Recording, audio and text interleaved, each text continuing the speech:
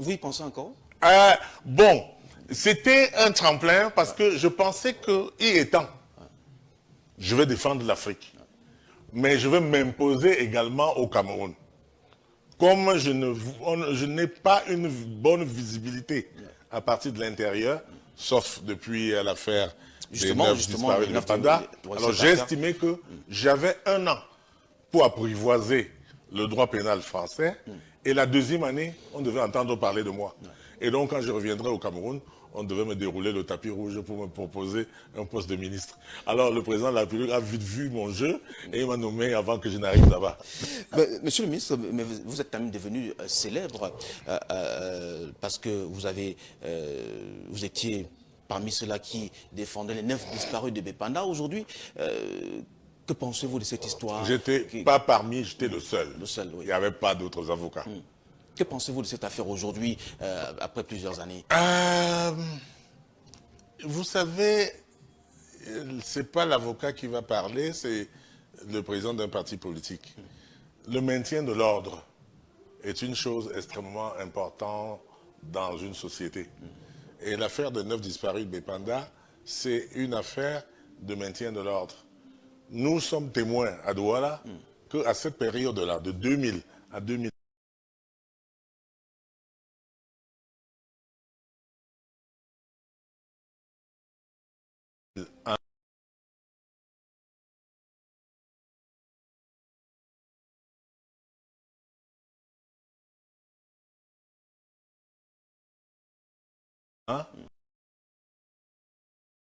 il y avait une recrudescence du grand banditisme.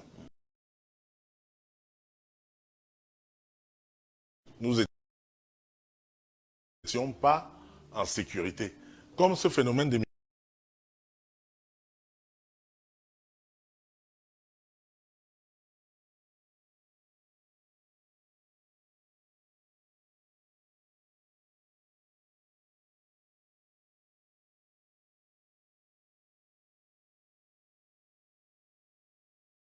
microbe qui a pointé son nez et puis qui a été vite éteint.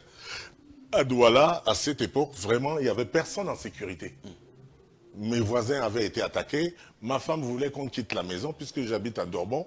Elle voulait qu'on quitte parce qu'il y avait l'insécurité là. Et moi, j'ai dit, on ne va pas quand même abandonner notre maison aux bandits. On ne va pas abandonner notre pays. Et nous nous sommes organisés en autodéfense pour mettre la sécurité dans le village. Donc, il faut que l'État réagisse. L'État a donc réagi en créant donc le commandement opérationnel. Il y a eu certainement des dégâts collatéraux et je pense que l'affaire des 9 disparus de Bépanda fait partie des dégâts collatéraux qui incombent à l'État, mais l'État était dans son bon droit, dans son droit légitime d'utiliser la violence contre les malfrats qui, il faut le rappeler, rentraient dans les maisons, violaient la femme, violaient les enfants, buvaient tout le whisky, toute la boisson, emportaient tout ce qu'ils ont, emportaient la voiture du propriétaire, et ils venaient avec un fer à repasser, ils vous repassaient, c'est-à-dire qu'ils chauffaient le fer, ils vous déposaient dessus, jusqu'à ce que vous dites là où vous avez planqué l'argent. Donc, on vivait la terreur, et l'État a réagi. Farouche opposant au président de la République, Paul Biya, aujourd'hui ministre délégué, comment vous avez accueilli votre nomination? Avec beaucoup de surprises. Avec beaucoup de surprises, parce que je ne m'y attendais pas. Mais je dois dire que je suis le témoin du gouvernement. Je suis la preuve de ce que le gouvernement est exempt de toutes les accusations qui sont portées à son encontre. Les accusations de dictature, de l'État criminel, etc. J'ai développé avec mes amis de l'opposition ces thèses-là. Et ma nomination a battu en brèche cela. Et nous ne sommes pas les seuls. Vous avez vu certaines personnes qui sont à l'étranger, qui parlent mal du Cameroun. Quand ils arrivent ici, quand on les accueille bien, ils repartent tranquillement chez eux. Ce n'est pas ce que ferait précisément un État de dictature. Ce n'est pas ce que ferait, n'est-ce pas, un État criminel. Donc oui, Moi, j'ai accueilli ma nomination avec beaucoup de philosophie parce que c'était un cinglant démenti de tout ce que j'ai représenté dans l'opposition pendant 30 ans. C'était un cinglant, et ça le reste encore aujourd'hui. Je suis la preuve de ce que l'État du Cameroun est un État de droit. Et que le président de la République n'est pas rancunier du tout. Je ne suis pas le seul exemple. Il n'est pas rancunier du tout. C'est quelqu'un qui va au-delà des querelles partisanes, qui va au-delà des invectives des acteurs. S'il pense que tu peux apporter quelque chose au pays dans la pacification, dans la politique, dans l'économie, il va te distinguer. Je ne suis pas le seul qui ait bénéficié de cette faveur, de cette clairvoyance. Parce qu'en réalité, ce qui fait, je ne peux même pas dire que c'est une faveur qu'il me fait. Il trouve que c'est juste de me mettre à la place que j'ai convoitée ou parce que j'ai travaillé pour être là. Il faut dire qu'en 2018, la situation du Cameroun, la situation sur le plan politique et au niveau électoral n'était pas si luisante, puisque même à l'intérieur, il y avait des défections. Et donc ma présence, mon arrivée, a remis quand même les pendules à l'heure. C'est pour cette raison que vous avez vu que moi j'ai été attaqué de toutes parts par mes anciens copains, de l'opposition. Et je pense que c'était de bonne guerre qu'ils m'attaquent. Et vous verrez sur cette question que tous ceux qui sont partis de l'opposition au pouvoir ont toujours été plus attaqués par l'opposition que les autres ministres. Il n'y a pas un seul ministre qui ait été autant insulté que Issa Chiroma et moi. Parce que nous sortons de l'opposition. Votre vie a radicalement changé, mais on constate que vous êtes resté, n'est-ce pas, cet homme ouvert, que jeune que j'étais à Afrique Média, je venais en Dogbon, les portes étaient grandement ouvertes. Aujourd'hui, c'est la même chose. Ouais. Qu'est-ce qui fait cette différence-là? Est-ce que c'est parce que vous êtes resté un homme du terrain, un homme d'action, un homme proche du peuple? D'abord, ce n'est pas exact de dire que ma vie a radicalement changé. C'était une question, je demandais. Même si je dois dire que je ne fais plus exactement ce que je faisais avant. Ouais. Ma vie a changé sur ce plan-là, mais pas sur le plan matériel. Parce que quand vous dites ça, les gens vont croire que ma vie a changé sur le plan matériel. Mon salaire, il ne finit pas, il finit en moins de 2 semaines. Parce que c'est difficile d'être dans ma posture, d'avoir les moyens que j'ai et d'être entouré d'autant de pauvres, d'autant de personnes nécessiteuses, des gens qui m'écrivent, qui viennent demander de l'aide, etc. C'est difficile de joindre les deux bouts. Donc, sur le plan matériel, elle a plutôt régressé puisque je touchais plus que ça. Je touchais plus que ça et j'avais moins d'obligations. Aujourd'hui, je touche moins et j'ai plus d'obligations. J'ai plus d'occasion de dépenser. Mais maître, vous avez beaucoup dépensé lors de l'élection de 2011. Ouais. Vous avez beaucoup dépensé votre argent. Est-ce que vous avez récupéré votre argent? Non, on n'investit pas. C'est pas un commerce. On n'investit pas de l'argent pour le fructifier en politique. Ouais. On investit sur les hommes. On investit sur les hommes. Et comme je venais d'arriver en 2011 et j'avais ma cagnotte que j'avais préparée pour ça, c'était pas pour aller construire les immeubles. J'aurais pu construire un immeuble et vivre de mes rentes. Non, c'était pour mettre en politique et me faire une place politique, c'est-à-dire conquérir un espace, un champ politique. J'ai gagné. La preuve, je suis là. C'est-à-dire que le processus va de 2011. Avec tout cet investissement-là, le retour sur investissement, c'est ma nomination. Puisque quand tu vas en politique, c'est pour chercher le pouvoir. Maintenant, j'ai une place, n'est-ce pas, au cœur du pouvoir. Donc, j'ai même brûlé plutôt les étapes, puisque j'ai commencé par être conseiller municipal. La suite, c'était que moi, je deviens député, et à partir de la députation, que je conquiers le poste de ministre.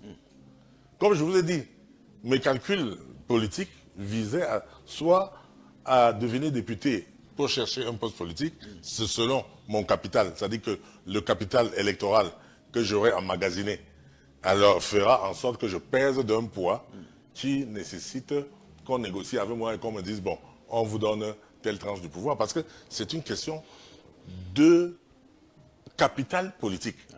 J'avais donc mon plan B, qui était donc Paris, comme je vous ai dit. être vu sur la place de Paris comme étant le meilleur pénaliste, parce que je suis un pénaliste. Et je pense, sans me tromper, que j'ai été bon dans ma matière.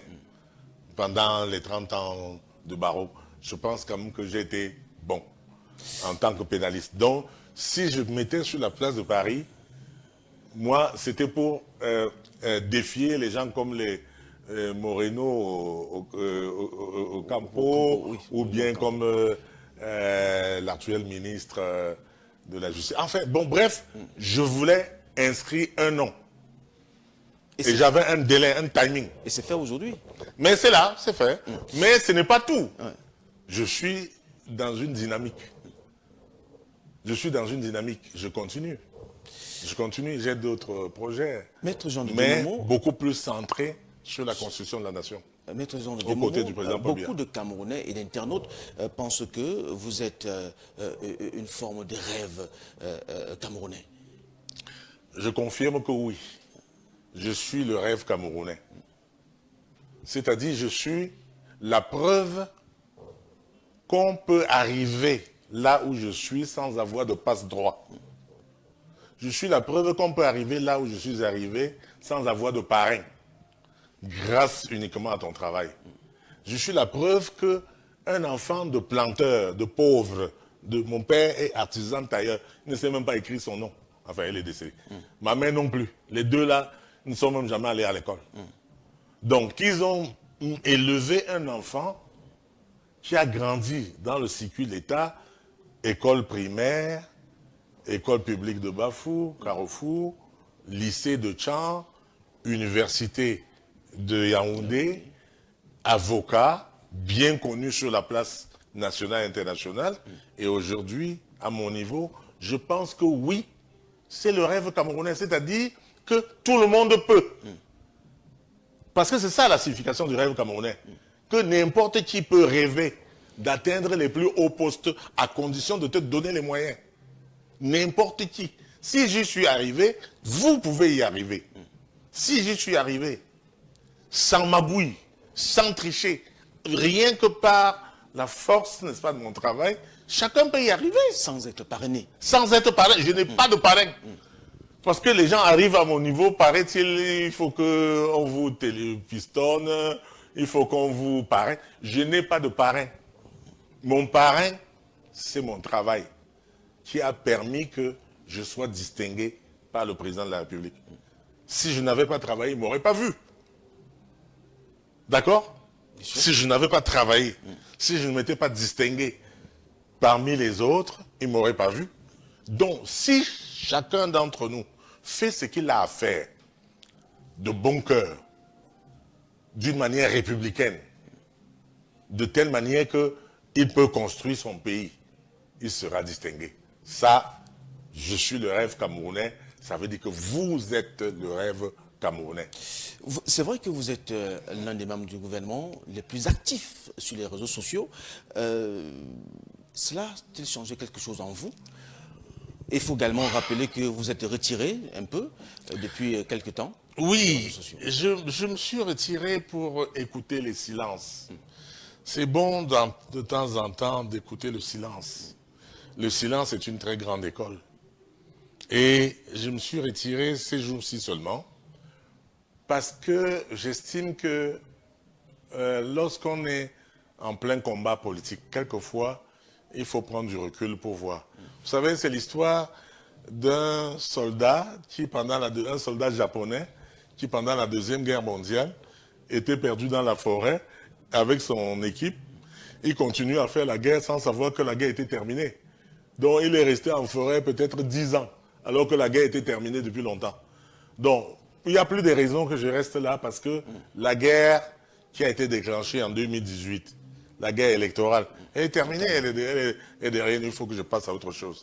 Donc j'étais dans les réseaux sociaux parce que je devais apporter la réponse à mes contradicteurs. J'étais le seul membre du gouvernement qui pouvait le faire. Très actif, hein, très actif. Oui, puisque je viens de là-bas. Je viens de l'opposition. Je connais leur stratégie. Je connais leurs mensonges. J'ai la réponse. J'ai la réponse à leurs revendications. j'ai toutes les réponses. Vous ne tardiez pas à répondre à tout le monde. Oui, parce Si- que, effectivement, je suis dans une posture où je peux témoigner, où je peux dire, juger. C'est-à-dire qu'ayant été là-bas et étant ici, quand même, c'est plus facile de faire la différence. La différence, c'est que de ce côté, nous construisons la République et que de l'autre côté, la tendance est de détruire la République. Qu'est-ce que nous voulons faire avec la démocratie? C'est un instrument de construction ou c'est un instrument de destruction? D'où mon livre, de la démocratie récréative. Qu'est-ce que nous devons faire? Est-ce qu'une technologie de gouvernance ou une technologie de destruction de ce que nous avons fait? Eux, ils réfléchissent que ce que le pouvoir fait ne doit jamais être applaudi. On ne doit jamais accepter ce que le pouvoir fait. On doit toujours peindre en noir ce que le pouvoir fait. Moi, j'étais avec eux et j'estime que c'est la plus mauvaise option. Parce que ça ne va pas concourir à construire le Cameroun. Je vous prends l'exemple que nous discutons dans l'opposition. Leur cheval de bataille, c'est l'alternance. Moi aussi, j'ai parlé de beaucoup de l'alternance.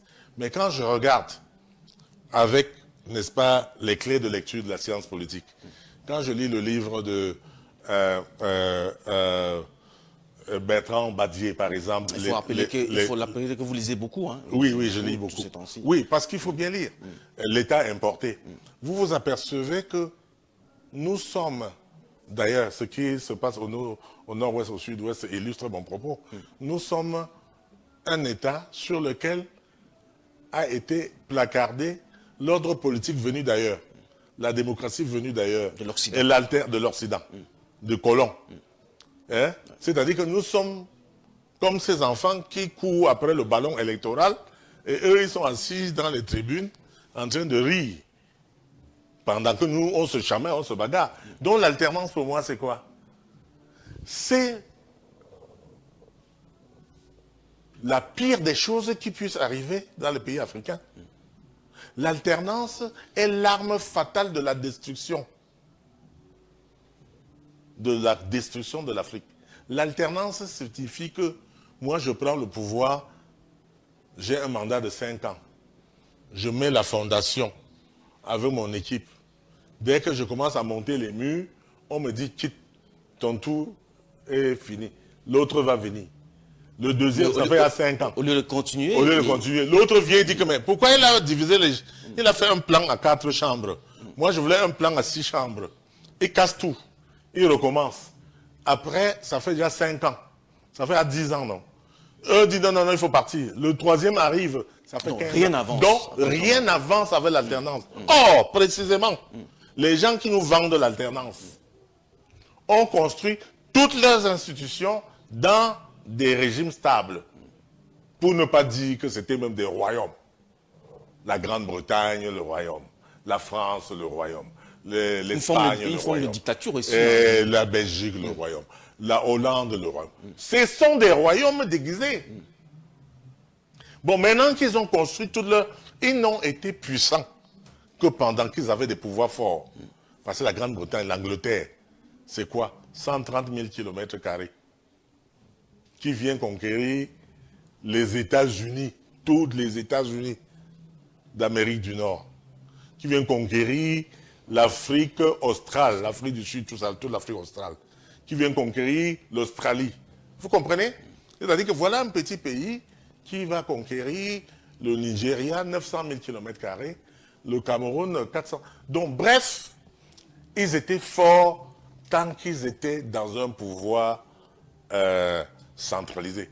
Aujourd'hui, ils rencontrent une certaine fébrilité parce que la démocratie, leur démocratie est en train de leur tomber à la face. C'est-à-dire, leur démocratie qu'ils ont choisie est en train de devenir l'entrave à leur propre développement. Or, précisément, c'est ce qu'ils veulent que nous adoptions. Pour que nous ne puissions pas les atteindre, pour que nous ne puissions pas construire notre pays et atteindre un niveau de développement qui est le leur. Parce qu'en réalité, qu'est-ce qui est important? C'est changer Paul Biya par Momo, par Frundi, par Camto, etc. C'est une stabilité. Ça, c'est l'instabilité. Ce qui est important, c'est que on soit, et les Chinois ont compris ça, on soit autour d'un pouvoir et on l'accompagne pour le bien-être de tout le monde. Parce que ce que mon père, mes parents veulent là, c'est vivre bien, avoir de quoi manger, avoir, n'est-ce pas, leur maison. Le peuple veut vivre bien. Est-ce que l'alternance, la démocratie électorale au sens occidental est une technologie qui nous permet de donner le bien-être au peuple? Parce que c'est devenu une histoire que, quitte-toi que je m'y mette, c'est mon tout, quitte là. On ne discute plus que le tout. Je veux ma part. Je veux ma part. Quitte, c'est mon tour. C'est mon tour. Ton tour, comment? Et pourquoi faire?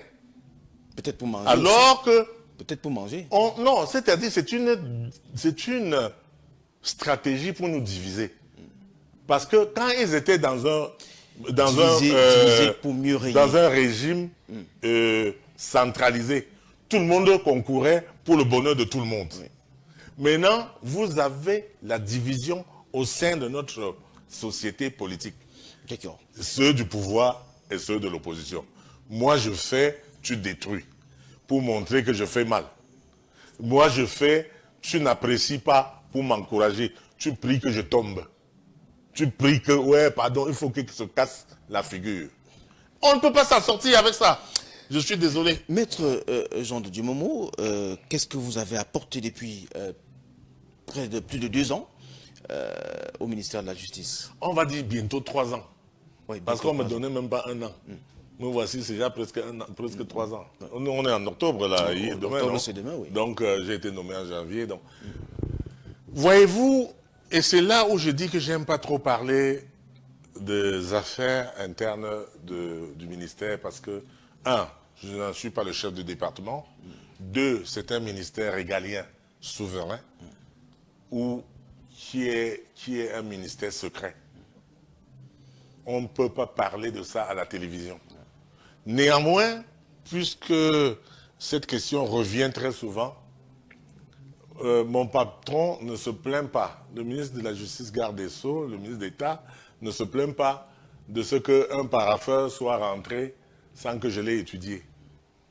Donc, je reçois les parapheurs, je les travaille.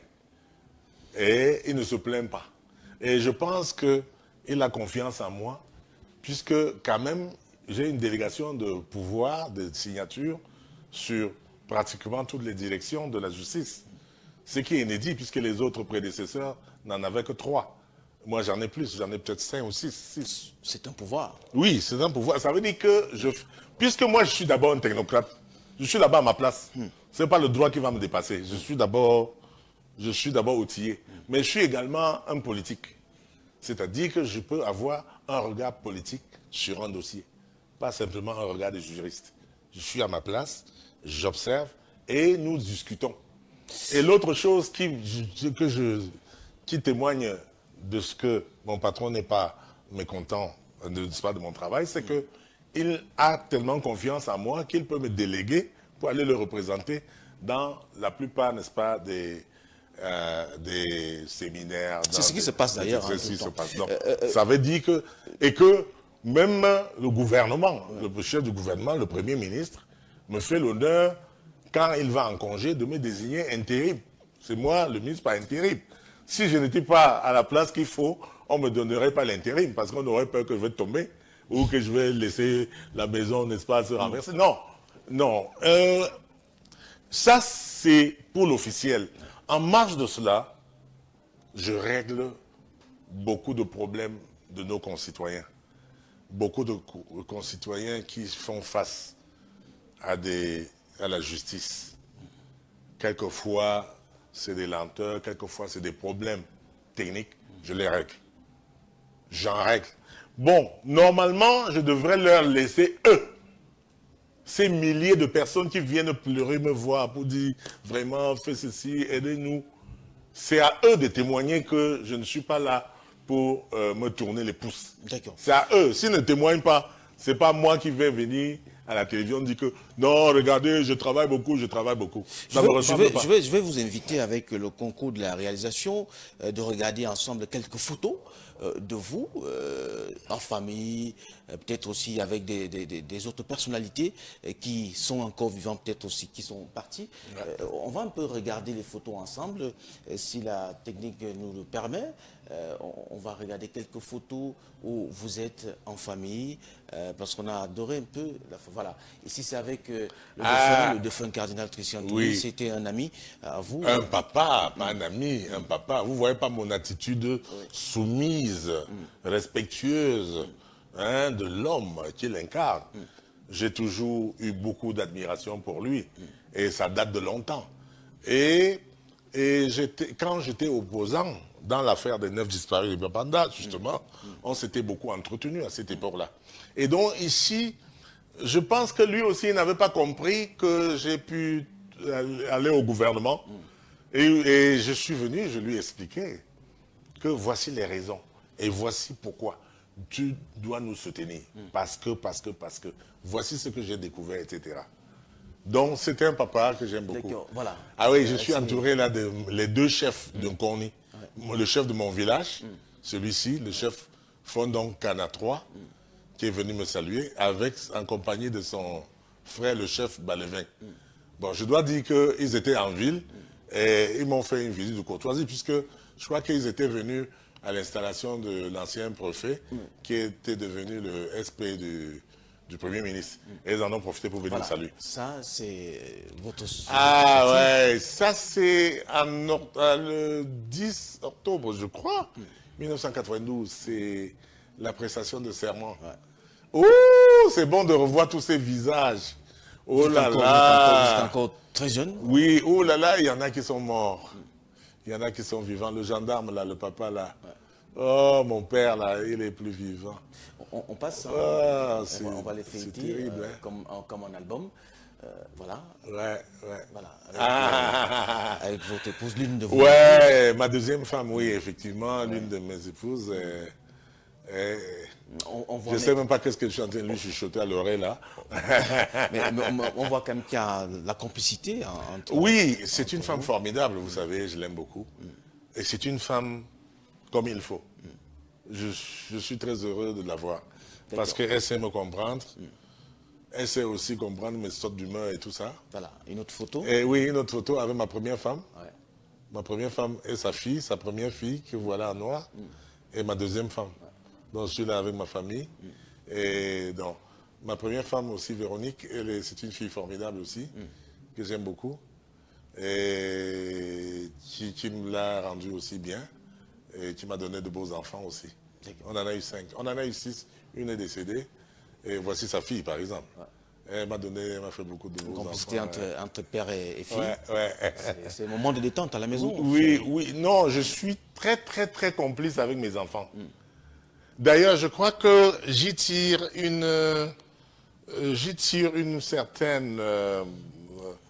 un certain plaisir. Vous me verrez toujours en joie. Parce que ce sont mes amis. Ce sont mes amis de jeu. On rigole, on joue. Oh là, on joue comme des fous.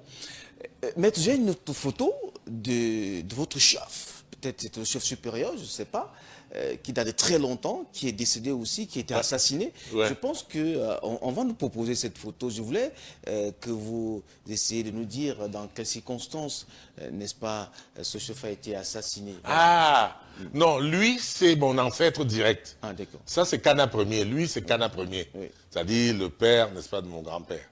Donc, c'est mon ancêtre direct. Parce que quand il meurt, il désigne Ngwajo, Jean, comme son successeur. C'est lui qui sera assassiné. D'accord. Et le deuxième successeur, c'est-à-dire le Ntchete, Ntchete Fonchu. C'est donc mon ancêtre. C'est donc mon grand-père. Donc, nous sommes deuxième au trône de la chefferie Bafou. Après, le chef.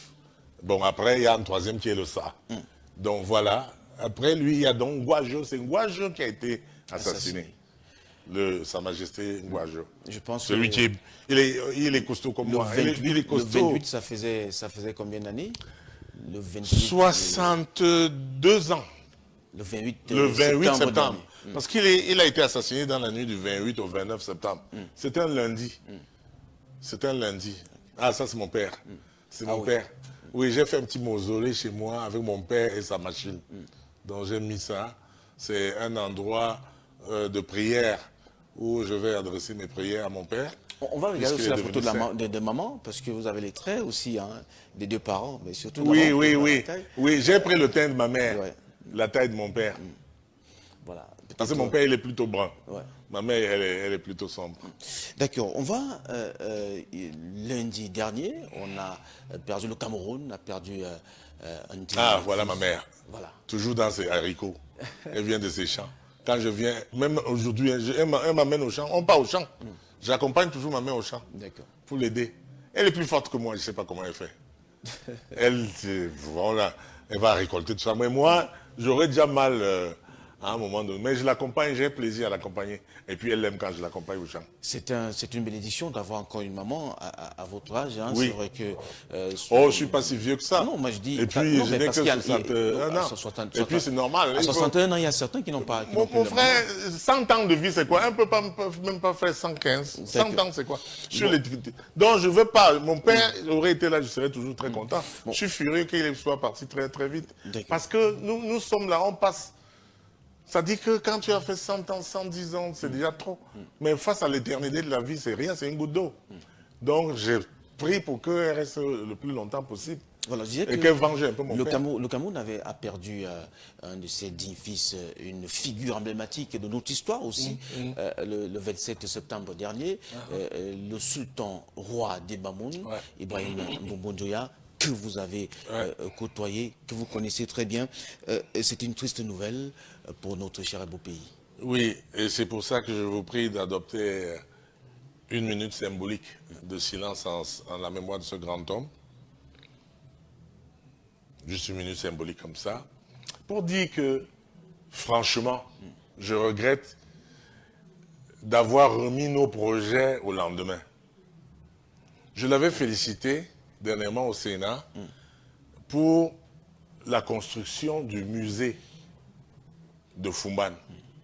J'ai dit, Majesté, votre prédécesseur, le sultan Ibrahim Joya, avait construit le palais qui est aujourd'hui, n'est-ce pas, dédié à l'UNESCO, et vous et le peuple Bamoun, le vaillant peuple constructeur, bâtisseur Bamoun, vous avez construit le musée.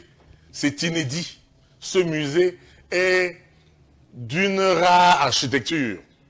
Les gens viendront du monde entier, rien que pour voir ce musée, en forme de serpent à double tête, chapeauté par, n'est-ce pas, cette espèce d'araignée.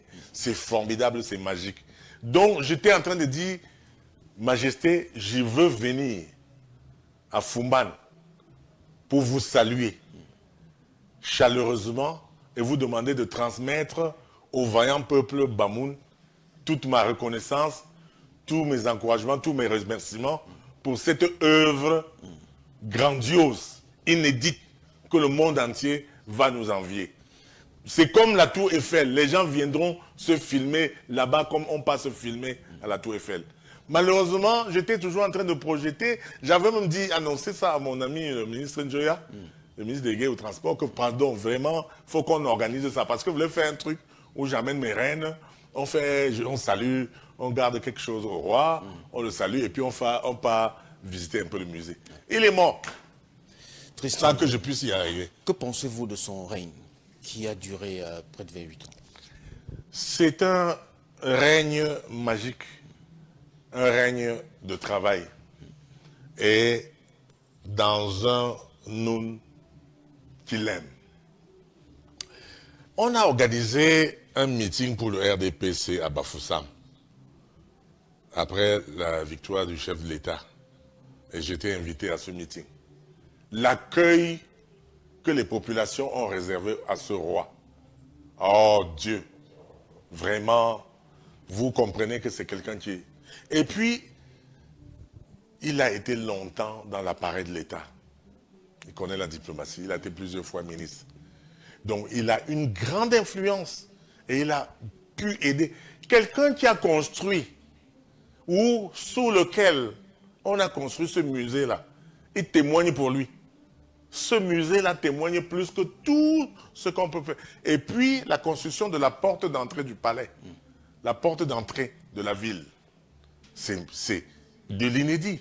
Quels que soient les cuics et les quoi qu'on a entendus ici, et je suis fort heureux que les gens se sont finalement tus, c'est un bâtisseur et qui a conduit le peuple Bamoun haut. Et j'ai le privilège qu'il soit l'ami du chef Bafou. Parce que le chef Bafou et le chef et le sultan de Fumban ont toujours été des amis. Je veux dire, tous les sultans successifs sont les amis du chef Bafou. Exactement comme dans le sud-ouest, le Fontem et le Pan, à Fontem, dans le Lébialem, est l'ami du chef Bafou. Donc de génération en génération, ce sera toujours ainsi. Voilà. Que souhaitez-vous au peuple Bamoun ce soir? D'accompagner le roi des Bamoun dans la grande dignité. J'espère pouvoir, moi aussi, faire le déplacement pour lui témoigner, n'est-ce pas, mon profond respect et ma plus grande soumission à ce qu'il représente et à ce qu'il a fait pour le Cameroun. On va prendre un autre élément, c'est le deuxième élément de la soirée, avec justement le concours de la réalisation. On va aller de ce côté-là, on va regarder un élément de vous, peut-être en train de travailler, je ne sais pas, ça sera à la réalisation de nous dire, voilà, peut-être que ça tarde, mais on va attendre cet élément, on va quand même continuer, voilà. Cet élément de vous dans votre bureau, c'était... vous ne nous attendez pas, nous sommes arrivés. Oui. On vous a trouvé en plein boulot. Oui. Ces photos-là du président et vous, de votre épouse. Oui. Voilà. Mais cette photo m'intrigue personnellement. Oui. Ce sont les deux couleurs des deux partis. Oui. Est-ce que le PADEC a fusionné avec le RDPC? Non. Le PADEC reste un parti différent du RDPC. Et c'est bien ainsi que nous puissions... Parce que le chef de l'État, je pense, veut construire cette nation où tout le monde peut s'unir. C'est ici que ça surprend les gens. Et c'est pour ça que j'ai tendance à penser que peut-être Jacques Chirac avait raison de dire que nous ne sommes pas mûrs pour la démocratie. Mais regardez, en France, tous les ministres là ne sont pas du même parti. Regardez en Allemagne, tous les ministres ne sont pas du même parti. Et qui vient de gagner les élections récemment, là, j'ai oublié. Je ne sais pas si c'était au Portugal. Ça dit que... la démocratie occidentale fonctionne de cette manière-là. Or, si ici, un parti de l'opposition devient membre du gouvernement, on dit qu'il a trahi, qu'il est traître. C'est vraiment là où on comprend que nous ne maîtrisons même pas encore Pourtant, le il faut construire le pays ensemble. Il faut construire. Oh, le président ne veut pas laisser quelqu'un. Il ne veut pas dire qu'il n'y a que son parti qui compte. Que les autres... ont la liberté de s'exprimer aussi. Comme moi, j'exprime au nom de mon parti. Ça n'engage pas le gouvernement. Si on demande au gouvernement, il dit que mais il est libre, qu'est-ce que vous voulez? C'est le président d'un autre parti, c'est pas moi. D'accord? Donc, franchement, le président veut faire ça. Mais les gens qui étaient avec moi dans l'opposition, que j'ai abandonné dans la brousse de l'opposition, ils ne veulent pas comprendre que partout dans le monde, c'est comme ça que ça fonctionne. Parce que vous ne pouvez pas construire en laissant une partie du pays, une partie de la population sur le trottoir. Il faut faire ensemble. Parce que, comme vous avez remarqué en posant votre première question, moi, ce que je fais, beaucoup de gens, de membres du gouvernement ne peuvent pas faire ça. Ce que je fais, ma présence dans les réseaux sociaux, par exemple, qui a étonné et qui a détonné et qui a même surpris, c'est parce que j'ai les épaules pour encaisser les injures de ceux avec lesquels j'étais. Et d'ailleurs, je ne considère même pas ça comme étant des injures. Chaque fois qu'ils vont m'insulter, je considère que ce sont des compliments.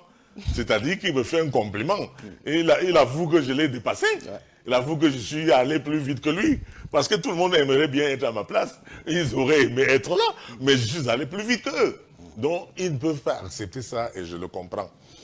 D'autres, mes amis, mes collègues, du gouvernement ne peuvent pas comprendre, ne peuvent pas faire comme moi.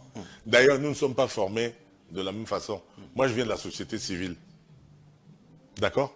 Donc, je viens de la forêt, de la brousse, où on est habitué à jeter les cailloux, à poser les pièges, où on est habitué à faire la bagarre de rue, à se vautrer dans la boue, quelquefois, à échanger les insultes. Moi-même, quand j'étais là-bas, j'en ai donné combien au pouvoir. J'ai même chanté. Et ils ne sont même pas arrivés à mon niveau. Donc, du coup, qu'est-ce que tu veux que ça me fasse qu'un type de l'opposition m'insulte? Moi, j'ai dit, mais tu ne fais que ce que j'ai fait hier. Donc, ça ne peut pas m'atteindre. Par contre, mes collègues, ils se sentiront frustrés. Ça va les atteindre. Ça peut les tuer. Mais au moins, ça glisse chez moi. Puisque j'ai été avec eux. Vous comprenez? Je ne peux pas ressentir ça. Comme je vous dis, en général, quand on m'insulte, ça veut dire que j'ai donné un bon coup à l'adversaire. Ça veut dire que c'est un compliment. Ils sont en train de... Je ne peux pas quand même taper quelqu'un et l'empêcher de pleurer. Maître Jean de Dieu Momo, quelles sont vos relations ou alors les rapports avec la jeunesse? On sait que vous êtes toujours entouré de, de ces jeunes-là, mais que pensez-vous de la nouvelle génération aujourd'hui? C'est un grand réservoir d'opportunités. Notre jeunesse, vraiment, c'est le fer de lance de la nation, comme on dit. Notre jeunesse, je l'encourage. Malheureusement, elle est parfois guidée vers les ravins. Elle est trompée par les hommes politiques pour la conquête du pouvoir. Parce que dans la conquête du pouvoir, l'homme politique va utiliser, si vous voulez, les bras armés de la politique, c'est-à-dire que la jeunesse, le corps électoral jeune va être trompé. Et moi, ça me navre beaucoup parce que cette jeunesse-là a besoin d'être recentrée. C'est-à-dire que si nous pouvons la guider, on peut construire ce pays en un temps record. Et il y a tellement d'opportunités. Mais il faut leur lui dire... Si on peut canaliser... Canaliser la jeunesse là. Oui. Si on la canalise, elle est forte, elle est intelligente, elle est ambitieuse, elle a envie de tout faire. Mais on la décourage. Vous savez que le découragement tue le génie. Quand on vous décourage, vous n'êtes pas enthousiaste. L'enthousiasme, pourquoi on applaudit les sportifs? On applaudit les gens qui travaillent. On les applaudit, ça leur donne l'adrénaline. Les encouragements donnent l'adrénaline et fait en sorte que vous vous dépassiez. Le découragement vous tue, vous enfonce, vous rend amorphe. Et c'est ainsi que les industries de dénigrement utilisent ces enfants-là pour dénigrer leur pays. Chaque fois que tu dénigres, tu te sens mal dans ta peau. C'est-à-dire que tu deviens triste. Tu n'es pas encouragé. Tu n'es pas éveillé. Tandis que si tu te lèves et le matin en riant, en souriant, en étant gai, tu crées plus. Mais il suffit que quelqu'un t'insulte pour que ça te tue la journée. Pour que tu rumines ta vengeance. Et en ruminant la vengeance, c'est un poison qu'on t'a mis dedans. On t'a administré un poison. Et ce poison-là, il faut l'éjecter. Il faut l'antidote. L'antidote, c'est de ne pas sombrer dans le dénigrement de ton pays. C'est de chercher plutôt les opportunités. Les Chinois le font. Un Chinois, ils ont des petits films comme ça, où une voiture passe, éclabousse une jeune femme. Au lieu qu'elle se mette à invectiver le chauffard, elle prend plutôt les cailloux pour remplir la nappe d'eau. Pour que ça ne puisse plus, arriver à quelqu'un d'autre. Éclabousser une autre personne. Oui, vous voyez, non? Or, ici, chez nous, on va dire que c'est le gouvernement, c'est le maire, c'est le préfet. Pourquoi il n'a pas fermé l'eau? Il va passer dessus. Or, c'est une technique, il faut apprendre à nos enfants à voir positif. C'est-à-dire à trouver plutôt l'opportunité dans cette mare d'eau. Une opportunité qui peut lui donner de l'argent. C'est ce que font les autres au village. C'est-à-dire qu'ils se mettent là, il bat la route, il ramble, et quand vous voulez passer, il tend la main que donnez-nous l'argent. Bon, nous, on ne faisait pas ça de notre temps. On faisait ça gratuitement, on faisait ça avec plaisir. On faisait ça, on s'organisait entre jeunes pour le faire. Mais aujourd'hui, donc, bref, ce que je veux dire que c'est une opportunité. Parce que tu peux créer, tu peux réfléchir comment résoudre ce problème. Les problèmes des pays neufs sont des opportunités données à sa jeunesse vigoureuse, intelligente, créative, de devenir quelque chose, de vaincre la difficulté pour devenir riche. Vaincre la difficulté, créer quelque chose. Quand vous allez dénigrer, pendant 100 ans, ça ne va rien changer. Par contre, si vous réfléchissez à résoudre le problème, vous trouvez la solution. La solution peut être vendue. La solution peut vous rendre célèbre. La solution peut vous rendre riche. La solution vous libère. Vous avez créé, vous avez décidé de vous adresser à cette jeunesse en créant une bande dessinée. D'où vous êtes venu cette idée-là? Est-ce que vous pensez que la cible sera justement atteinte? D'abord, je dois rectifier, ce n'est pas moi qui ai l'idée. Deux jeunes dessinateurs qui regardent ma page. En voici un d'ailleurs qui passe là, qui regarde ma page, décide de véhiculer le message que je traverse, que je porte. Celui-ci là, il s'appelle Stone. Il a déjà fait un autre dans un truc de duel entre Maître Ndoki et moi. C'est là où je l'ai découvert.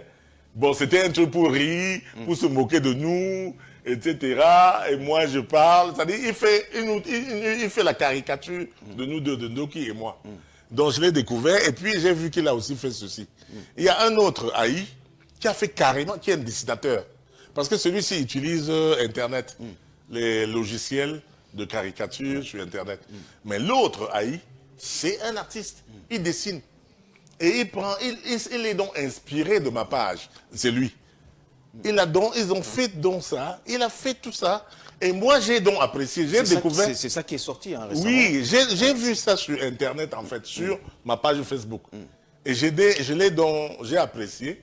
Et j'ai donc demandé à le voir. Mais vous jouez quand même, vous jouez un rôle, vous jouez le rôle de patriarche. Oui, justement, c'est ça qui m'amusait. Oui. Parce qu'il m'avait dessiné là, gros joufflu, gros ventre, avec les petits pieds. Et moi, ça m'amusait beaucoup. Et j'ai voulu le voir. Et il m'a expliqué comment il fait. Parce que lui, il a déjà plusieurs bandes dessinées. Hein. Il a un truc de le bailleur, le fou et quelque chose comme ça. Donc, il m'a mis maintenant parmi ses personnages pour véhiculer, pour faire sa bande dessinée. Et mais pour véhiculer le message aussi. Oui, alors, j'ai dit, bon, dans ce cas, moi, je l'encourage. Les deux, là, moi, je les ai encouragés. Comment va se passer la distribution La distribution, je lui ai dit, s'il fait ça, comme il a fait plusieurs exemplaires, peut-être 5 000 ou 10 000, je ne sais pas trop, on va faire une distribution à travers les écoles, les établissements. Mais je pense qu'il faudra qu'ils vendent parce que pour que l'œuvre reste pérenne, puisque ça c'est le premier épisode, et que d'autres épisodes vont suivre, il faudra vendre entre 1000 francs l'exemplaire. Ça fait que s'il a 1000 francs l'exemplaire, il faut qu'il vive aussi de son art, hein, qu'il gagne de l'argent avec ça, et qu'il ait l'argent pour produire le second épisode. Ainsi de suite pérenniser son œuvre. Donc nous allons voir... parce qu'il y a une page annonceur là-bas où les annonceurs pourront payer des espaces qui lui permettra d'avoir de l'argent. Ils se sont quand même bousculés hein, pour cette Oui, on a Dawara, le thé, Dawara. Du Nord-Ouest. Oui, on va voir avec le FECOM aussi. Il y a les banques là qui sont là. Il y a Azur, etc., le savon Azur. Il y a les hôtels comme Best West, etc., comme le Mont-Fébé. Je lui ai dit, c'est une page destinée aux annonceurs pour qu'ils puissent y mettre, avoir une visibilité et que ça permette de former cette jeunesse-là. Parce que je pense que notre jeunesse est ces gars comme moi aussi hier. C'est-à-dire qu'elle a besoin des outils, des repères. solides qui lui permettent d'avoir un libre arbitre, qui lui permettent de décider que ceci est bon ou c'est pas bon. Donc, nous lui mettrons à la disposition ce que nous savons, et à lui de décider s'il rejette ou pas. Mais il ne faudra pas qu'il dise que je ne savais pas. Je vais vous donner un exemple. Quand moi j'ai dit que j'ai publié sur ma page Facebook que l'État du Cameroun sponsorise, subventionne l'université à concurrence de 700 000 francs, les gens ne me croyaient pas. Parce que les gens se plaignaient que wow, vous avez fait l'université, vous aviez les bourses, et nous, à notre tour, nous payons 50 000 francs. Et je leur ai dit, vous vous plaignez, ce n'est plus le même temps. Avant, l'État était jeune, et il voulait des gens pour remplacer les Blancs. C'était normal qu'il donne des bourses pour encourager. Aujourd'hui, l'État n'en a plus besoin. L'État ne peut plus recruter à tour de bras. Et donc, du coup, il faut savoir que les 50 000 que vous payez là, allez payer ça dans le privé. Et on va voir. Allez dans une université privée. C'est impossible. C'est impossible. Donc, en réalité, c'est parce que c'est gratuit. L'université est gratuite parce que quelqu'un paye. Le lycée est gratuit parce que quelqu'un paye. Les soins de santé sont gratuits parce que quelqu'un paye. C'est l'État. D'accord. Donc, ils ne savaient pas. Donc, parfois, ces choses-là, il faut les mettre à la disposition de l'enfant, de la jeunesse. Et il a son libre arbitre pour dire oui, ça c'est vrai, il a raison. Donc, du coup, il se sent plus embêté vis-à-vis de l'État. Il se sent, il va aimer, il va développer ce que le professeur Akodo appelle la statopathie. La statopathie, c'est-à-dire cette sympathie pour l'État. Il va développer la statopathie, la sympathie pour l'État. Parce qu'il va voir que l'État la met. Or, nous, on a développé une philosophie contre l'État et véhiculée par l'opposition. Tant et si bien que la statopathie n'atteint pas la jeunesse. La jeunesse repousse l'État, considère que l'État est l'ennemi, que le gouvernement est l'ennemi. Non, il faut donner à cette jeunesse la possibilité de choisir et de lui donner la possibilité, n'est-ce pas, d'éprouver vis-à-vis de l'État cette statopathie, cette affection. Parce qu'il sait que quand ma mère est partie à l'école, à l'hôpital, c'est l'hôpital public. Elle n'a pas payé la consultation. Je suis allé à l'école primaire, je n'ai pas payé. Si tu étais ailleurs, tu payeras. Or, l'État t'a formé, c'est-à-dire que jusqu'en licence, l'État dépense 40 millions sur toi. En retour, il faut... L'État, jusqu'en master, l'État dépense 60 millions sur toi. Jusqu'en doctorat, l'État dépense 80 millions sur toi. Quand tu vas à l'école normale, dans les écoles de formation, là, l'État dépasse 100 millions sur toi. En retour, l'État attend un retour d'investissement. L'État attend que tu trouves du travail ou que tu crées du travail, que tu crées de la richesse. L'État ne veut pas que tu viennes lui rembourser l'argent dans le trésor public. Or, la Suisse, si un Suisse sort pour aller travailler à l'étranger, on te donne la facture. Tu verses d'abord tout ce que l'État a dépensé sur toi depuis la maternelle à l'État. Avant de partir. Avant de partir. Non, mais c'est une condition parce que oui. en même temps, vous n'allez pas parce partir. que c'est un investissement. Or, nous, on investit à perte sur nos enfants. Vous les formez à coût de 70 millions, 80 millions. Ils partent travailler au Canada. Ils partent travailler en France. Ils partent travailler aux États-Unis. L'État a perdu. Eux, ils vont dire que oui, nous sommes la diaspora, on gagne beaucoup d'argent, mais vous ne nous avez pas remboursé. L'État vous a formé. Nous sommes dans une compétition mondiale. Chaque État a sa population qui forme son équipe pour gagner. Bon, quand je dis ça, on va dire oui, vous n'avez pas donné les possibilités à ces gens-là de rester ici. C'est pour ça qu'ils partent et gagnent. Nous avons la meilleure formation. C'est pour ça que quand nos enfants sortent, ils sont les meilleurs là-bas. Mais il faut quand même avoir éprouvé de la statopathie pour le Cameroun qui vous a formé. Au lieu d'aller incendier nos ambassades, il faut éprouver de la statopathie, de dire que oui, nous avons de la sympathie pour notre pays qui a fait de nous ce que nous sommes à l'étranger. Tout ce qui se passe aussi maintenant dans les deux régions anglophones, le nord-ouest et le sud-ouest, et on sait que une partie de nos frères qui sont là-bas comprennent votre langue maternelle. Maître Jean de Dieumomo, je souhaite ce soir que vous puissiez vous adresser à nos frères qui comprennent votre langue maternelle en langue maternelle. Ah, c'est pour sortir de l'émission? Non, non, pas du tout. Mais je reste un peu dans le nozo, mais pour ne pas être en train de parler, à revenir sur les sujets déjà abordés plusieurs fois avec vous, je voulais que spécialement ce soir, que vous vous adressiez, n'est-ce pas, à nos frères qui sont de ce côté-là en langue maternelle. Moi, ça et pour le BLM, moi, ça pour moi, moi, ça et pour Fontemel Pang, chefferie Fontemel Pang. Fontemel Pang, à ce sous Fondon au Cana, à fou, de longue date. Et pour toujours. Moi, ça pour Morbing, pour Père Morbing, Jean de Dieu, mon moment, il est fou. On m'a Fondon Cana. Et ici, on sous Fontemel Pang là.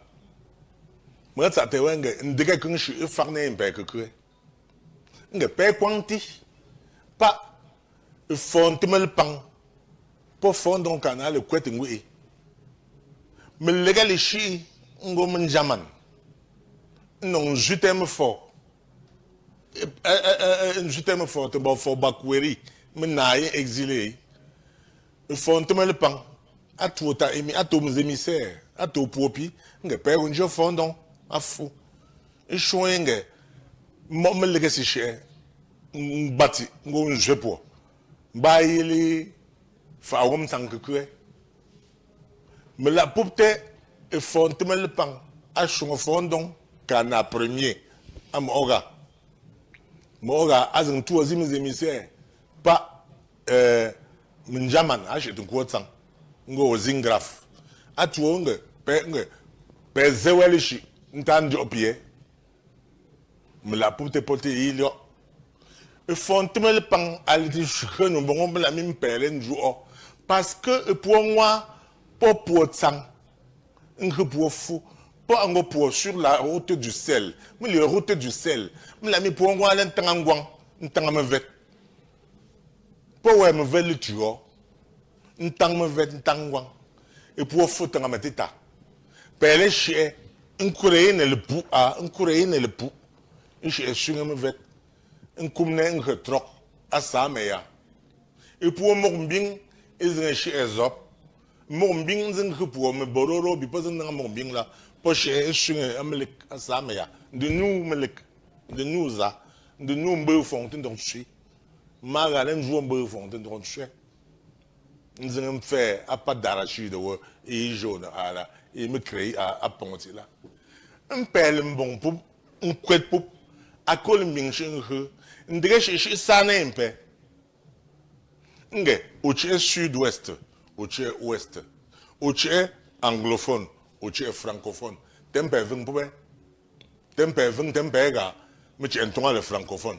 Alors que à l'isi, un dégage un za pour, aza mo pour et tu es anglophone. Famille ou atchinzega nche francophone muso pat nzatsan et puis pour le bialem bon ce sont les peines on joue on zingue mon chonu au huit famille ga grand mère ou awo nyeto ou nyefou et pour mombing père nge père singo sud ouest ngo anglophone famille ouais awo ngo francophone ndega shi nga séparer impe pour te impe vunga impe alors ten dorchu un langage, une langue anglaise et française. Un peu piter au même nous ne couette pas un peu le poup avant que me le chéri. Un dégât les chiens pour sauver, faut non fou. Il faut ni l'eau, elle te prend chance, un gué souille, à fond, tu me le prends pas, pas pour fort.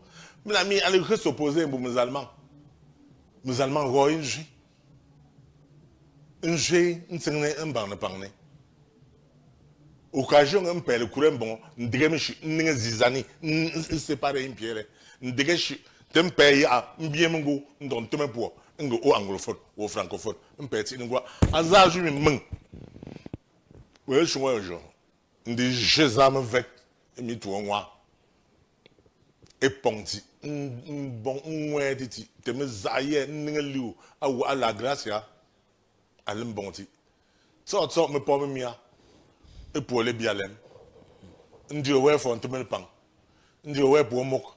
Pour mok bien. Mpe pitezo mengwa. Bandegelishi. Ndoro alazi. À langage et séparé un peu, un peu pas quelqu'un que pour un temps ça un peu, donc là, moi c'est ouais. Très très profond, hein, très très profond. On n'a pas besoin de cette division-là aujourd'hui. Doit-on s'attendre à un miracle pour tout arrêter dans le nord-ouest et le sud-ouest aujourd'hui, Maître Jean de Dieu Mamon? Non, je pense qu'on est sur la bonne voie. La recrudescence de la violence par les jeunes enfants égarés qui se réclament de l'Ambazonie est la preuve que nous sommes en bonne voie. Parce qu'en fait, c'est quoi? Ils sont en train d'apeurer le peuple. Mais le peuple anglophone ne veut pas de cette guerre-là. Et le peuple n'est pas... Ils étaient une petite poignée. Mais parce qu'ils sont des criminels, ils tuent. Les gens ont peur d'eux. Il n'y a pas un seul anglophone qui aimerait rester là-bas avec ces gens-là. De toutes les façons. Pourquoi les anglophones fuient? Ils viennent plutôt du côté francophone. Moi, j'héberge chez moi 10 dans ma maison du village. J'ai 10 qui sont venus. C'est les Bororo de chez Dawara là-bas qui ont fui. On a détruit leur maison. On a tué leurs bœufs. Ils sont venus, je les héberge là-bas. J'ai mes autres frères qui sont venus du nord-ouest. Ils habitent chez mon ami là-bas à Douala. Ils sont des anglophones. Ils habitent là-bas. C'est le gars qui... c'est un des vice-présidents du PADEC, l'anglophone aussi. Ils sont là-bas. Ils sont tellement nombreux qu'ils sont venus ici. Si c'était une guerre anglophone-francophone, ils ne fuiraient pas pour se réfugier ici. Et donc, du coup, la communauté internationale ne les reconnaît pas. Parce que dans le programme de reconstruction du Nord-Ouest et du Sud-Ouest, le programme présidentiel, le partenaire international, c'est le PNUD. C'est le programme des Nations Unies. Donc les Nations Unies sont avec nous pour reconstruire. Or, c'est un programme qui bénéficie à tout le monde là-bas. Le programme de reconstruction. On a mis tous les organes sur place. Et ça va donner du travail là-bas. Ça va donner de l'argent là-bas. Mais je voudrais dire une chose. Il ne faudrait pas que nos frères du Nord-Ouest et du Sud-Ouest fassent propager cette gangrène-là. Parce que les enfants qui naissent dans la violence-là vont porter cette violence pendant 50 ans et risquent de la perpétuer.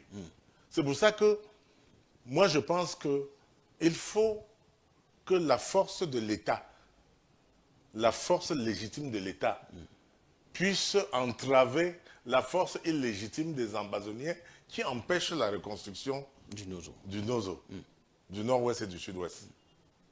Ils empêchent la reconstruction pour que ça leur donne raison. Comme je vous ai dit que les opposants, quoi que vous fassiez, ils veulent seulement montrer que vous ne faites rien. Et parfois, ils détruisent eux-mêmes. Ils sont en train de détruire au lieu de construire. Nous sommes engagés à la construction. On a mis de l'argent pour la construction, mais malheureusement, nos propres enfants égarés sont en train de détruire. Et c'est ça que je dis, mais qu'est-ce que vous voulez? Est-ce que c'est pour le bonheur de ces populations? On les a vus piller, massacrer, enlever les leurs, enlever les frères, tuer les chefs, comme on a tué le chef Bafou. Le chef Bafou le chef Bafou Ngouajoja. Il avait été tué parce qu'il n'acceptait pas d'être dans la rébellion. Les chefs du Nord-Ouest qui ont été massacrés, c'est parce qu'ils refusent, n'est-ce pas, de prêter main forte aux ambazoniens. Donc, c'est la même chose que nous avons vécu à l'Ouest en 1960. C'est le maquisard. Ce sont les nouveaux maquis. Les nouveaux maquis s'appellent ambazoniens. Et ils ne tuent que les leurs.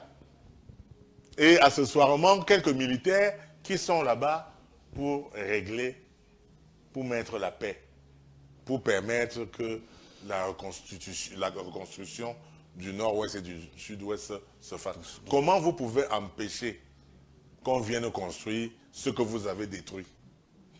Empêcher vos enfants d'aller à l'école. Tuer les enfants tuer vos parents qui n'ont rien fait. Massacrer les jeunes filles qui n'ont rien fait. Les déshabiller, les déshumaniser. C'est ça? C'est ça l'Amazonie là? C'est l'État que vous voulez créer, un État terroriste qui terrorise le peuple avec des jeunes enfants. Qu'est-ce qu'il faut aujourd'hui, hein, Maître Jean de Dieumo, pour que les choses puissent s'arrêter? On fait comme on a fait en 1960. La population doit contribuer. En 1960, nous avons créé l'autodéfense qui s'est transformée après par la garde civique. L'autodéfense. Comme je vous ai dit que quand les bandits sont venus à Douala, nous nous sommes organisés en Dorbon pour créer l'autodéfense. On a toujours compté sur l'État. D'ailleurs, il n'y avait même pas la gendarmerie là-bas. À cette époque, il n'y avait que le commissariat du 10e arrondissement. Et donc, pour que le commissaire vienne, il avait combien d'éléments? À peine 10. Pour qu'il vienne. Dorbon est grand. Ouais. Donc, nous avons installé les barrières nous-mêmes d'autodéfense avec les jeunes et on a gardé. C'est comme ça qu'on les a chassés. Il faut que la population contribue parce qu'ils se réfugient derrière dans la population. Ils se cachent et ils tiennent la population sous la menace de leur arme. Que si tu te dis que c'est moi, on va te tuer. La population doit les trahir. La population doit les dénoncer. Ils ne sont qu'une poignée. Ils font beaucoup de bruit. C'est vrai, ils sont aidés par l'étranger. On cotise de l'argent à l'étranger pour les aider. Le rôle de certains pays qui jouent un jeu trouble ne doit pas être occulté. Vous savez que les gens cherchent à profiter du Cameroun. Donc, quand on voit un trouble comme ça, les gens cherchent à profiter, à s'infiltrer pour s'accaparer de nos biens. Et c'est toujours les Blancs, hein, parfois. Ils veulent s'accaparer. Et ils vont utiliser nos petits-enfants là qui ne comprennent pas la géopolitique. On va aller vers la fin de cette émission, mais on va aborder le PADEC même en deux questions. Votre parti, hein, on l'a compris, n'est pas absorbé par le RDPC, mais il y a quand même eu des départs dans le PADEC, les départs qui ont sonné, ont résonné comme des trahisons. Qu'est-ce qui s'est passé? J'avoue que il y a eu des départs, c'est vrai, mais le parti politique, c'est une adhésion, on adhère. C'est même pas une prison. Lorsque l'idéologie ne vous plaît pas, allez chercher l'idéologie qui vous plaît. Il se trouve que ces gens-là qui ont démissionné me suivaient pour ma rigidité contre le pouvoir, mon extrémisme. Et quand j'ai mis de l'eau à mon vin, ils n'ont pas aimé. Ils veulent être des extrémistes. Ils entrent dans les partis où ils veulent utiliser le parti pour exprimer leur extrémisme. Beaucoup sont rentrés dans le SDF avant pour leur extrémisme. Ils en sont partis quand ils ont vu que le SDF était plutôt un parti républicain. Vous savez que dans la société, il y a plusieurs courants. Il y a un courant d'anarchistes. Les anarchistes, ils cherchent les violences. C'est eux qui alimentent la crise dans le nord-ouest et le sud-ouest. Ils soutiennent les Amazoniens. Mais en réalité, ils ne sont pas avec les Amazoniens. C'est parce que ce sont des anarchistes qui veulent que tout flambe. Que le Cameroun soit à feu et à sang. Mais c'est comme une trahison pour vous. Vous avez ressenti cela comme une trahison, une haute trahison, on va le dire. Disons que j'ai eu plutôt pitié de certains d'entre eux. J'étais avec eux. Par exemple, le premier vice-président, qui est un anglophone. J'étais d'accord avec lui pour changer la ligne politique en vue des élections et soutenir le chef de l'État. Maintenant, il y a un autre qui était conseiller municipal que j'avais moi-même formé pour être conseiller municipal, comme moi, c'était mon second, qui l'a trompé. Et lui a dit que comme j'ai soutenu le pouvoir, c'est parce qu'on m'a donné l'argent à Yaoundé. Et que il m'a téléphoné, que tu as pris l'argent. J'ai dit que quel argent? Mais mon ami, vous pensez que la politique c'est l'argent là? Et je lui ai expliqué, si tu prends l'argent, tu es foutu. C'est que tu as déjà eu ta part, non? Si tu prends l'argent, c'est qu'on t'a payé. Bien sûr, bien sûr. Mais pourquoi tu vas prendre l'argent alors que tu peux avoir mieux? Par exemple, un poste ministériel. Il faut être bête. Donc, ce sont des gens que j'ai formés en politique, mais ils ne sont pas encore aguerris. Et justement, ils ont montré leurs limites. Parce que s'ils m'avaient suivi, ils seraient avec moi. Je suis certain que le vice-président, là, moi, il serait parti là où je suis aujourd'hui. Il serait dans mon bureau. Il serait mon SP aujourd'hui. Voilà. Mais il a laissé la place, quelqu'un d'autre a pris. Il y a quoi? Je rappelle que vous êtes écrivain, maître du Momo. Vous êtes également sociable, mais certaines personnes ne vous approchent pas, presque pas, de par votre corpulence et votre taille. Vous faites 1,90 m pour 110 kg. Mais 110, 130 quelque chose, mon ami. C'était 139 dernièrement. Il y a longtemps que j'ai dépassé le cap de 110 kg quand même.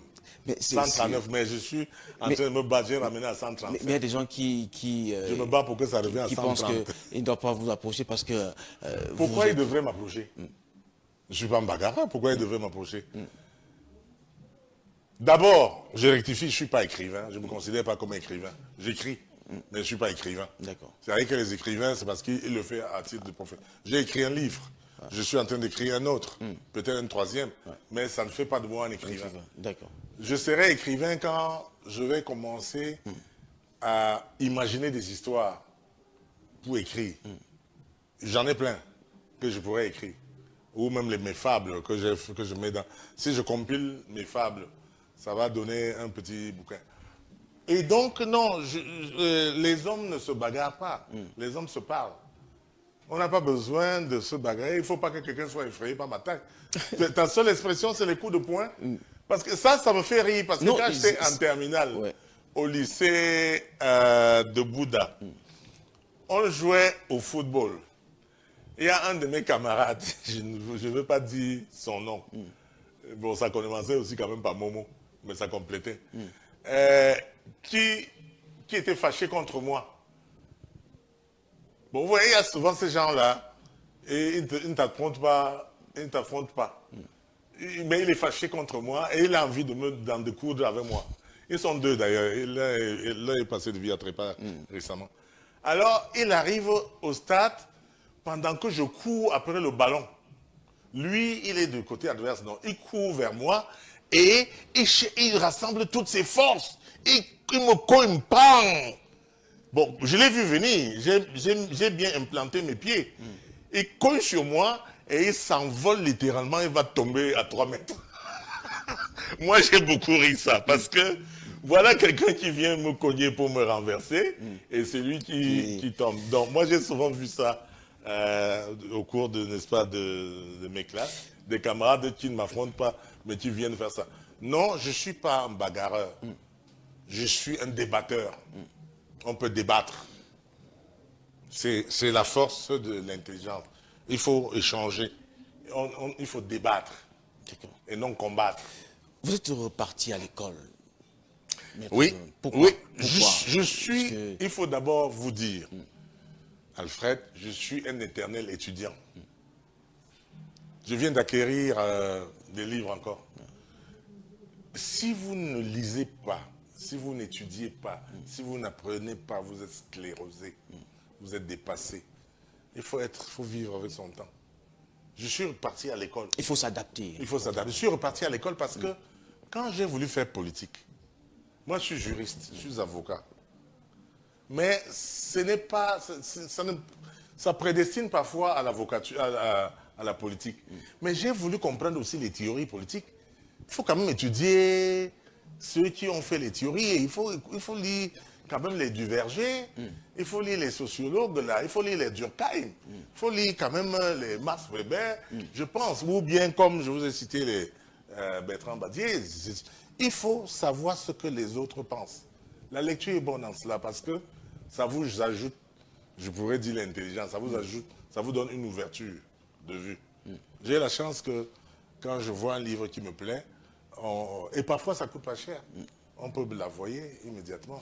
Ou quand je suis à Paris, je vais à la FNAC, j'achète mes livres, j'achète les livres, et j'aime bien. Merci. Le livre permet de s'évader, mais permet également de se cultiver. Merci, hein, merci infiniment, Maître Jean de Dieu Momo, d'avoir accepté de partager ces moments de télé avec nous. C'était un plaisir. Que dire que de vous remercier de m'avoir invité pour la première fois dans cette télévision, dans cette chaîne de télévision. Et que dire à vos téléspectateurs que j'ai eu du plaisir à échanger, à discuter en votre présence, en demandant votre indulgence. Si quelquefois on peut me trouver quelques défauts, j'en ai plein, beaucoup, que je ne les présente ici. Parce que il faut aussi savoir dissimuler ses défauts. J'en ai plein, je ne suis pas parfait et je ne prétends même pas à la perfection. Je cherche simplement à aider mon pays du mieux que je peux, aider mes compatriotes du mieux que je peux, à la place où je me trouve, j'aide comme je peux. Merci à toute l'équipe technique mobilisée pour la réussite de cette émission. Merci à vous, chers téléspectateurs. On se donne rendez-vous au prochain numéro. Restez en compagnie des programmes de Cam10 Télévision qui se poursuivent. Excellente soirée à toutes et à tous. Au revoir.